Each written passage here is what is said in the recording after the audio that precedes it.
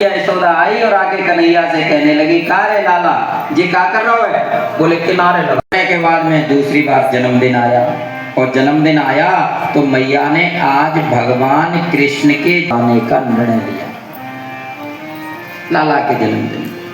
और बोले कहाँ मनाएंगे? बोले ये जन्मदिन हम जो मनाएंगे तो जाकर के जमुना के किनारे मनाएंगे। जमुना के किनारे जन्मदिन मनाया गया।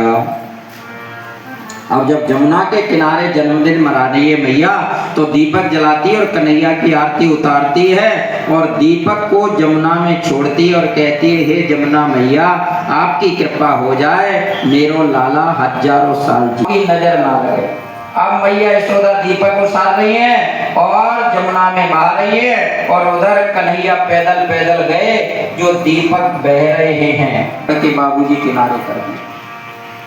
हाँ, मैया यशोदा दीपक बहा रही है और कन्हैया दीपकों को क्या कर रहे हैं? आज मैया यशोदा ने भगवान कृष्ण को कहा कि तू पकड़ में नहीं आवेगो तो बहुत मारेंगे। तो बलराम ने धीरे से कह दिया, मैया ये तब पकड़ में आवेगो जा जाके भक्तों की सौगंध खपाई।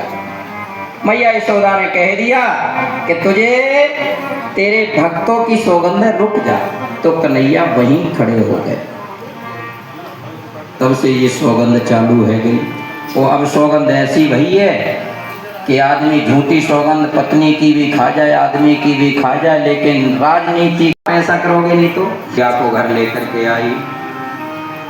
और कन्हैया तो आज भगवान कृष्ण मैया यशोदा, अब बलराम आकर के गोद में लेट गए मैया कि मैं छोटा हूं, मुझे गोद में नहीं लेटाया।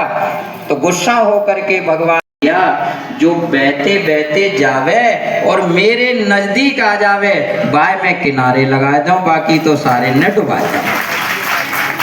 अर्थात भगवान के किनारे जो आ जाता है उसे भगवान किनारे लगा देते हैं। भगवान के करीब आ जाओ तो पार लगा देते, और भगवान के करीब ना आओ तो सत्ता हड़पने के लिए हजारों सौगंध खा जाओ, किसी को पाप बोलो।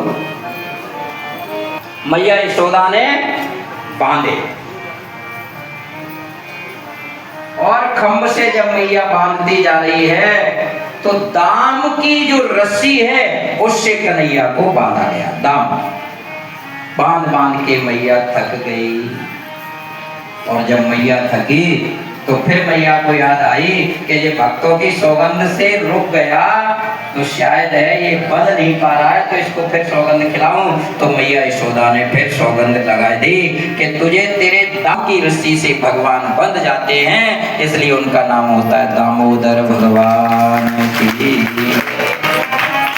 वालों को इकट्ठा कर लेते हैं, और वाल वालों को इकट्ठा करके आज नंद महल से बरसाने जाते हैं। इकट्ठे होकर के जा रहे हैं, और इकट्ठे होकर के जावे तो ब्रजभान जी के यहाँ पहुंच जावे।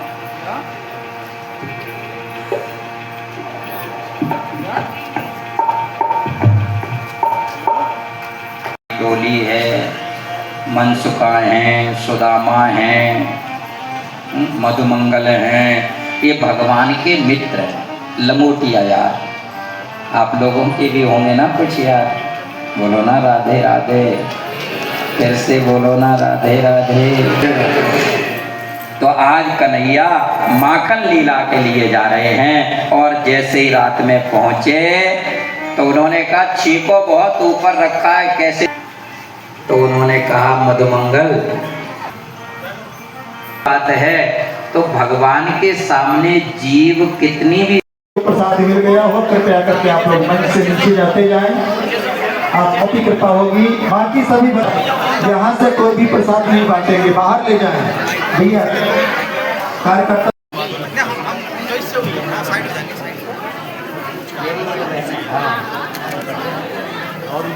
मैं ले लिया, मैंने जरा मारा